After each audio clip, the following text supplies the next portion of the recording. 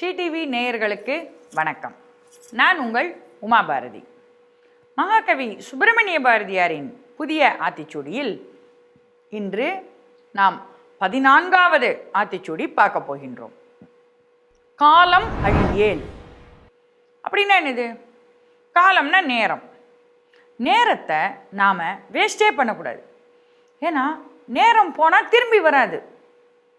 நேற்று இன்றானது, இன்று நாளையாக போகிறது. ஆனால் இன்றைய காலம் நேரம்தான் நிஜம் இல்லையா?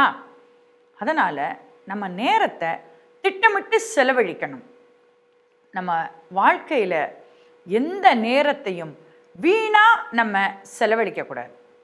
வாழ்க்கையில் நம்மளுக்கு கிடைக்கிற நேரமே ரொம்ப கொஞ்சம். காலையில் எழுந்திருக்கிறோம், மடமடன்னு காலை கடன்லாம் முடிச்சுட்டு நம்ம என்ன பண்ணுறோம்? அவசரமாக புஸ்தகங்கள்லாம் தூக்கிட்டு ஸ்கூலுக்கு போகிறோம், அங்கே படிக்கிறோம், சாப்பிட்றோம், திரும்ப படிக்கிறோம், வீட்டுக்கு வரோம், திரும்ப டியூஷன் போகிறோம். இப்படி நம்மளோட நேரம் ஏற்கனவே கணக்கிடப்பட்டு நம்ம செலவழிச்சிட்ருக்கோம் இல்லையா? நமக்கு எவ்வளவு நேரம் வேண்டி இருக்குது. ஆனால் நாம் என்ன தெரியுமா செய்கிறோம்? இன்னைக்கு உள்ளதை நாளைக்கு, நாளைக்கு உள்ளதை நாளன்னைக்குன்னு காலம் தாழ்த்தி அந்த டயத்தை வேஸ்ட் பண்ணுறோம். அப்படி டயத்தை வேஸ்ட் பண்ணவே கூடாது.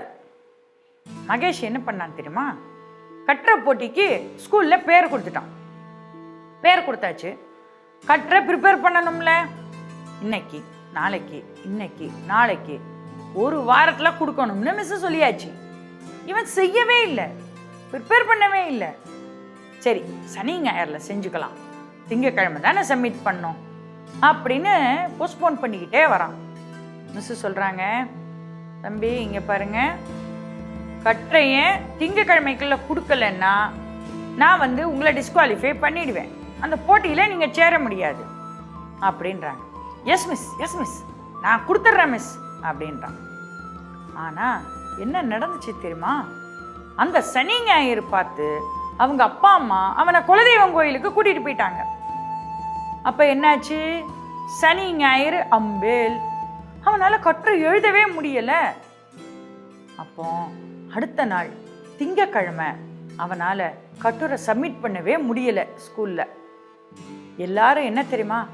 இவன் ரொம்ப கெட்டிக்காரன், இவன் கட்டுரை சப்மிட் பண்ணான்னா இவன் தான் அந்த கட்டுரை போட்டியிலேயே ஃபர்ஸ்ட் ப்ரைஸ் வாங்குவான் அப்படின்னு ஸ்கூலில் எல்லா டீச்சர்ஸ், ஏன் ஹெச்எம் கூட எதிர்பார்த்துட்டே இருந்தாங்க. ஆனால் என்னாச்சு? இவன் காலத்தை, நேரத்தை வேஸ்ட் பண்ணி போஸ்ட்போன் பண்ணி கடைசியில் அந்த கட்டுரை போட்டியிலேயே சேர முடியாமல் போயிடுச்சு. நம்ம அந்த மாதிரி இல்லாமல் கரெக்டாக நம்மளுக்கு தேவையான நேரத்தில் தேவையான வேலைகளை நாம் செஞ்சு முடிச்சிடணும். அப்போதான் நம்மளை தேடி பரிசுகளும் பட்டங்களும் வந்து சேரும். இதைத்தான் மகாகவி அழகா தன்னோட புதிய ஆத்திச்சூடி 14ல் காலம் அழியேல் அப்படின்னு சொல்லியிருக்கார். அடுத்ததாக 15வது புதிய ஆத்திச்சூடி கிளை பல தாங்கேல். நாளைக்கு பார்க்கலாமா? நன்றி, வணக்கம்.